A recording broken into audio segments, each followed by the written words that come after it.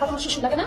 হ্যাঁ, তুমি কিন্তু বেশি বাড়াবাড়ি করতেছো তার সাথে। খাওয়ার সময় বাড়াবাড়িগুলো না করলেও পারতো। আরে আমি তো তার সাথে বাড়াবাড়ি করতে চাই না টুম্পা, বাড়াবাড়ি তো সে করতেছে। সে আমার মন থেকে জামাই হিসেবে মাইনা নিলেই তো হয়। সে যদি মন থেকে তোমার মেয়ের জামাই হিসেবে মাইনা নাও নেয়, তুমি তার সাথে নম্র ভদ্র শান্ত শিষ্ট হবে, সম্মানের সাথে কথা বলবা। আচ্ছা ঠিক আছে বউ, তুমি যা বলবা তাই হবে। আমি এখন থেকে আমার শ্বশুর আব্বার সাথে নম্র ভদ্র শান্ত শিষ্ট বিশিষ্ট হয়ে ভদ্রভাবে কথা বলবো। এখন মানুষজন বাদ দাও, আসো 2 জন থেকে 3 জন হয়েছে। 2 জন থেকে আবার 3 জন হয় কেন? আমার যদি বাচ্চা হয় তাহলে হইলাম না 2 জন থেকে 3 জন। দুষ্ট যখন বলছো তাহলে একটু দুষ্টামি করে ফেলি। নিচে নিচে কি কি তুমি দেখো?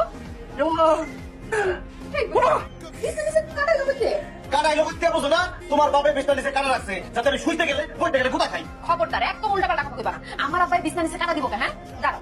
আব্বার এটা এক্ষুনি আমি জিজ্ঞাসা করতেছি, প্রমাণ করতেছি তোমারে। আব্বা, আব্বা, আহুক না। জিগাও। আব্বা, আমু বিছনা নিচে কি তুমি এই কাটা খুঁজছো? C C C C